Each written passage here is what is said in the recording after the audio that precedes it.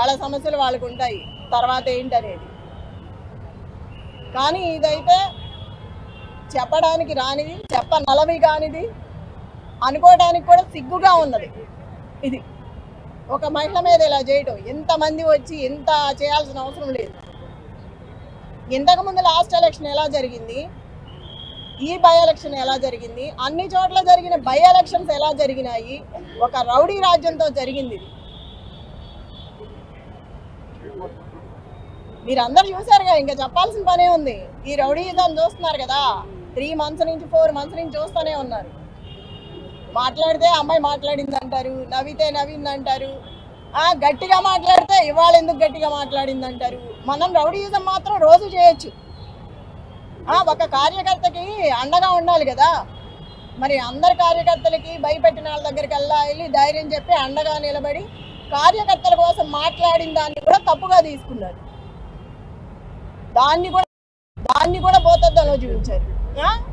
ఒక మహిళని ఇలా చేయడం ఫస్ట్ టైం మీరు చూస్తున్నారుగా. ఒక మహిళ మీద ఇలా చేయటం, దీన్ని గెలుపనరు.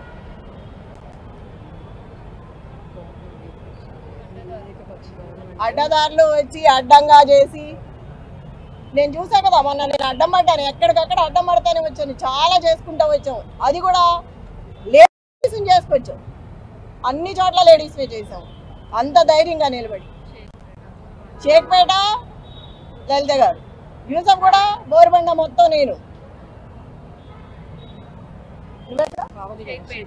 ఎంఐఎం 4-5 పార్టీలు నిలబడితేనే నా భర్తకి 16,000 చిల్లర వచ్చింది. ఏ పార్టీ లేకుండా మేమిద్దరమే ఉన్నప్పుడు అది వచ్చిందంటే రౌడీయిజంతో వచ్చింది. స్వతహాగా తెచ్చుకున్నది కాదు. నైతికంగా నేనే గెలిచాను. రౌడీయిజం గెలిచింది అనేది నాకు సంబంధం లేదు. అది గెలిపే కాదు అసలుకి, అందరూ గెలిపించుకున్నది. అది అధిష్టానం అధికారంలో ఉంది కాబట్టి రౌడీజాన్ని చేసి రిగ్గింగ్ చేసి, ఎక్కడ రిగ్గింగ్ చేశారు, లోపల ర్యాగింగ్ చేస్తున్నారు. అప్పుడే రౌడీజం స్టార్ట్ అయిపోయింది. ఆల్రెడీ మార్నింగ్ నుంచే స్టార్ట్ అయింది. చీరల మీద కామెంట్స్, ఎదవలు ఇచ్చిన చీరలు కట్టుకొని వచ్చామని అంటున్నారు. మరి ఎక్కడ స్టార్ట్ అయింది? అప్పుడే ర్యాగింగ్ స్టార్ట్ అయింది. ఆడ లేదు, మగ లేదు, మహిళలకు ఇట్లాగే చేసేది. గెలిస్తే గెలువు, ఏదో జన్మానికో శివరాత్రి గెలుస్తావు. ఇప్పుడు గోపీనాథ్ ఉన్నంతకాలం మూసుకొని కూర్చున్నావు. గోపీనాథ్ లేకపోయేసరికి బయటకు వచ్చి ఇవాళ నీ ప్రతాపం చూపిస్తున్నావు.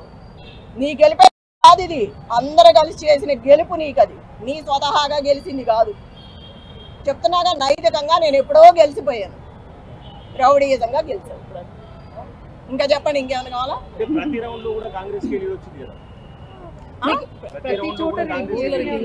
బూతుల రిగ్గింగ్ ప్రతి చోట తన్నడం గుద్దడమే కదా. మరి అందుకే కదా నేను అంత ఓపెన్ అయ్యి వాళ్ళకి సపోర్ట్ ఇచ్చి మాట్లాడింది. ఎప్పుడు మాట్లాడింది, దాన్ని ఎందుకు మాట్లాడా? వాళ్ళు పడే బాధ చూడలేక నేను బయట వచ్చి మాట్లాడగలను. దాన్ని కూడా తప్పుగా పెట్టారు. ఉంటది, ఒక ఇంట్లో మనిషి చచ్చిపోయినప్పుడు బాధ ఉంటది, దాన్ని అడ్డం పెట్టుకుని ప్రతిసారి కథలు చెప్పుకుంటే పోతే ఎట్లాగా? ఇప్పుడు నేను ధైర్యంగా ఉంటేనే కదా కార్యకర్త ధైర్యంగా ఉండేది. మాట్లాడవలసింది కాబట్టి మాట్లాడాను. ఎన్నాళ్ళు అట్లాంటివి జరగలేదు కాబట్టి నేను మాట్లాడలేదు. ఎందుకయ్యా అర్థం కావట్లేదా? రౌడీయిజంతో వచ్చామని ఇప్పుడు వరకు చెప్పుకున్నది అదే. ఓపెన్ గా డబ్బులు పంచారు కదా, ఓపెన్ గా అందరూ కోసం వేస్తే ఎట్లాగా? ఎమ్మెల్యే గారు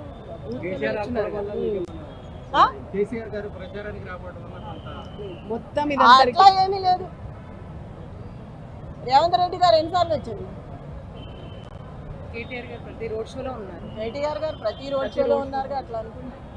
కంప్లీట్ గా రిగ్గింగ్ వల్ల డబ్బులు, రిగ్గింగ్ రాజ్యం, రౌడీ రాజ్యం, మొత్తం గోండాల రాజ్యం. ఇంకా చెప్పేది ఏముంది? అంతా మీరు చూస్తాం. మళ్ళీ అట్లా క్వశ్చన్ చేస్తే అట్లాగా అన్ని తెలిసిన వాళ్ళు మీరు కూడా ఒక మహిళను ప్రశ్నిస్తారా? జరిగిందంతా చూసి ఏమా ఎంత జరిగింది చూస్తున్నారు 3 నెలల నుంచి, మళ్ళీ మీరే క్వశ్చన్ చేస్తే అట్లాగా? ఇప్పుడు కూడా మీకు తెలుసు ఏది న్యాయమో అన్యాయమో. స్టేట్ చూసి क्या लगता है मैडम, मागंटी गोपीनाथ 10 साल से थे, तो मागंटी गोपीनाथ के फेस पर वोटिंग हुई थी अब तक 10 साल అట్టర్ ఫ్లాప్ అయింది. ఒక ఆడబిడ్డగా నా మీద ఎంత చేయాలో అంత చేశారు. ప్రజాస్వామ్యంలో అప్రజాస్వామికంగా జరిగిన ఈ ఎన్నికలు, రౌడీయిజంతో జరిగిన ఎన్నికలు ఇవి. ప్రజలందరూ నాకు చాలా వరకు సపోర్ట్ చేశారు. వాళ్ళందరికీ నా ధన్యవాదాలు.